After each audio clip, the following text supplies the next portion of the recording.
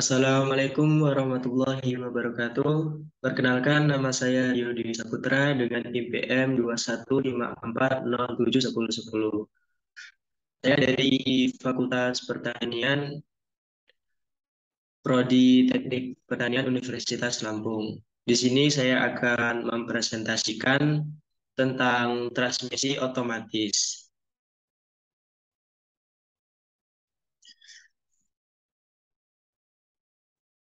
Baik, di sini saya akan menjelaskan tentang pengertian transmisi otomatis.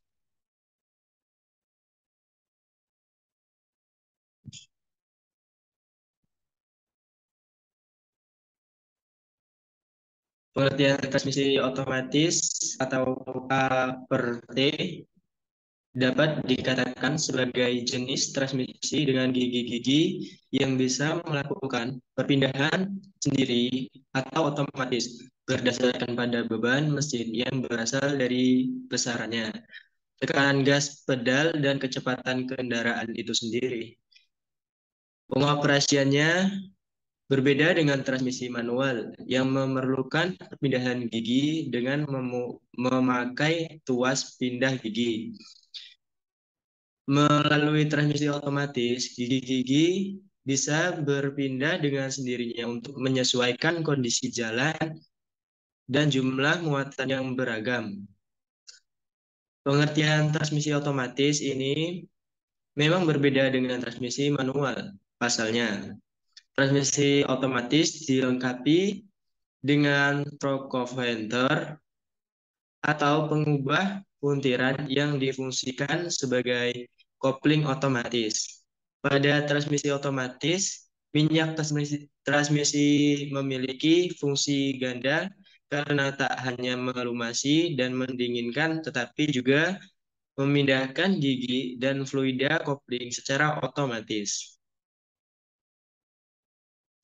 Sehingga minyak transmisi ini jumlahnya harus sesuai atau mencukupi agar bisa melakukan fungsi dengan baik. Penggantian minyak transmisi secara rutin merupakan hal yang penting untuk dilakukan sebab jika jarak tempuhnya bertambah, maka kualitasnya akan menurun. Transmisi otomatis adalah sistem transmisi yang melakukan perpindahan gigi secara otomatis. Untuk mengubah tingkat kecepatan pada sistem transmisi otomatis, ini digunakan gesek dan tekanan minyak transmisi otomatis. Berikut komponen-komponen transmisi otomatis. Komponen transmisi otomatis ini ada yang pertama yaitu rem, dan yang kedua konverter torsi, yang ketiga cairan transmisi otomatis, dan empat unit kontrol hidrolik, yang kelima kopling dan kopling satu arah, yang keenam tautan manual, yang ketujuh kontrol penggeseran, yang terakhir yaitu delapan akselerasi pedal. Kita masuk pengertian dari rem ini. Komponen ini terletak pada lantai gear yang dapat bergerak untuk mendapatkan perbandingan gigi kendaraan. Brake dioperasikan dengan tekanan hidrolik dan memiliki dua jenis, yaitu wet multiply disc brake dan tipe brake. Komponen yang kedua yaitu konverter. Komponen yang terisi dengan automatic transmission fluid atau ATF atau minyak transmisi otomatis ini memiliki fungsi untuk memperbesar momen mesin untuk menjaga bagian transmisi. Lalu kopling otomatis yang dapat memindah atau memutus momen mesin terhadap transmisi, memperlembut mesin, getaran, dan menggerakkan pompa oli. Komponen yang ketiga yaitu cairan transmisi otomatis. Fungsi ATF atau oli transmisi ini sebagai pelumas transmisi agar memperlancar perpindahan momen puntir pada torque converter dan pelantari gear. Selain itu, ATV juga bisa berguna sebagai pendingin komponen-komponen yang mengalami pergerakan serta kondisi sistem hidrolik pada kopling dan rem.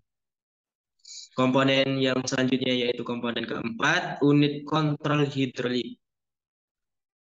Hidrolik kontrol unit atau sistem kontrol bekerja untuk mengendalikan rem dan kopling otomatis menggunakan tekanan dari pompa oli.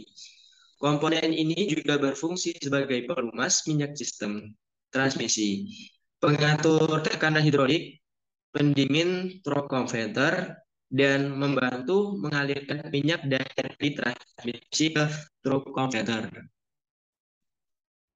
Komponen yang selanjutnya yaitu komponen kelima, kopling dan kopling satu arah. Bagian ini dapat menghubungkan torsi yang dapat memindahkan mesin ke poros perantara dan memutuskan konverter torsi dari pelantari gear agar mesin berhenti bergerak. Komponen yang keenam yaitu tautan manual. Bagian ini terdiri dari komponen berupa selektor level dilengkapi kabel, akselerator, serta kabel throttle. Mobil matic Anda bisa berjalan dengan maksimal karena adanya komponen transmisi otomatis tersebut. Maka dari itu, penting bagi Anda untuk melakukan pengecekan secara berkala atau jika perlu perawatan khusus agar komponen ini tetap terawat dengan baik. Komponen yang selanjutnya yaitu komponen ketujuh, kontrol penggeseran. Fungsi bagian ini adalah mengubah beban pada mesin dan kecepatan menjadi hidrolik. Hal itu dapat menyebabkan tekanan hidrolik pada kendaraan akan mengalir otomatis pada kopling, planetary gear, dan rem. Komponen yang terakhir yaitu komponen ke-8, akselerasi pedal. Komponen ini menggunakan kabel pada valve. Derajat penekanan pada akselerasi yang juga merupakan pembukaan valve yang menghubungkan ke sistem transmisi menggunakan kabel ini. Sistem transmisi otomatis akan melakukan serve up dan down out tergantung dari beban mesin serta pengemudi yang dapat mengubahnya dengan mengatur penekanan pedal akselerasi.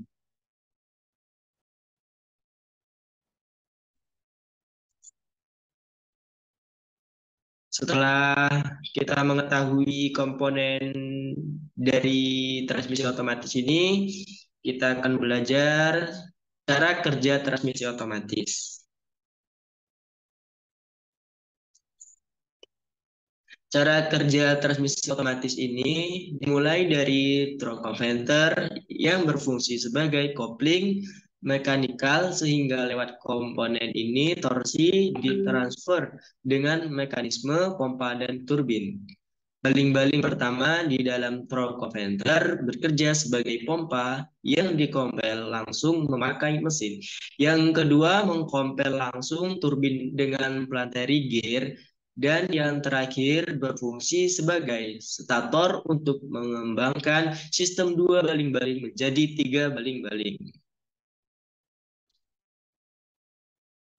Pada cara kerja transmisi otomatis, planetary gear berfungsi sama seperti gigi-gigi rasio pada transmisi manual untuk mengubah rasio putaran turbin pada roda sehingga mirip dengan tuas persneling yang dipakai untuk menjalankan mobil.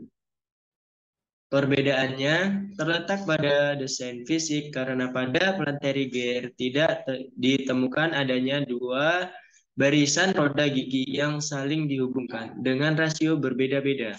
Namun, pada cara kerja transmisi otomatis ini, planteri gear hanya memiliki sebuah roda gigi yang di sekitarnya, di sekelilingnya terdapat banyak roda gigi kecil dan bagian bernama rumah planteri yang terdapat gigi di bagian dalamnya. Sedangkan untuk merubah rasio planteri gear secara hidrolik merupakan kinerja dari valve body. Itulah gambaran cara kerja transmisi otomatis yang banyak digunakan pada mobil nonil saat ini.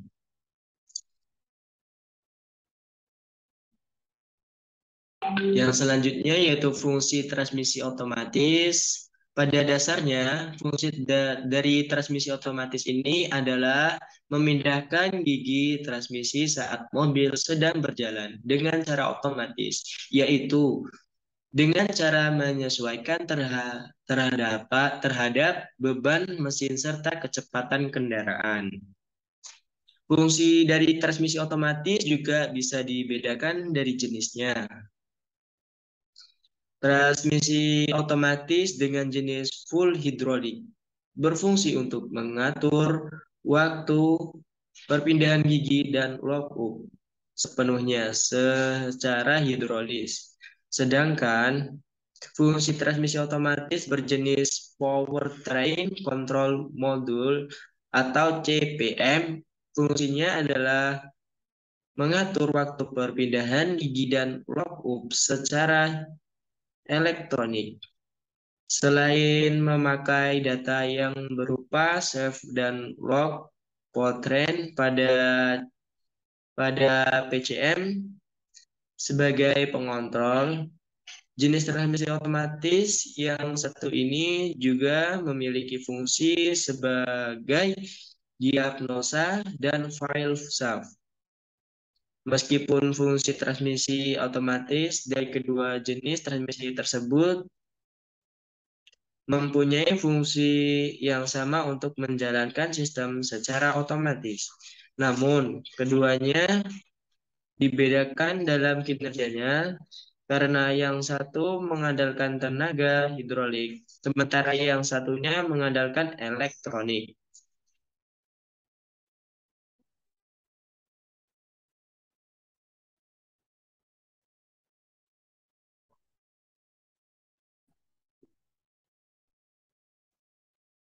Selanjutnya, kelebihan transmisi otomatis.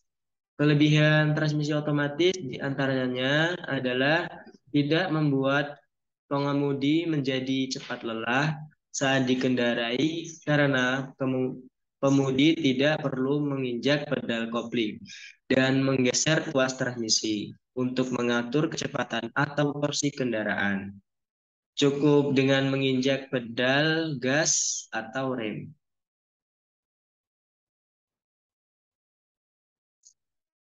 Jikalau ada kelebihan, pasti ada kekurangannya. Dan ini kekurangan dari transmisi otomatis. Kekurangan transmisi otomatis diantaranya adalah satu, pemakaian bahan bakar relatif lebih boros dibandingkan dengan kendaraan yang memakai transmisi manual. Dan yang kedua, yaitu untuk biaya perawatan kendaraan dengan transmisi otomatis relatif lebih mahal dibandingkan dengan kendaraan transmisi manual. Ini gambaran dari mobil. Sekian presentasi yang dapat saya sampaikan. Kurang lebihnya mohon maaf. Saya akhiri. Wassalamualaikum warahmatullahi wabarakatuh.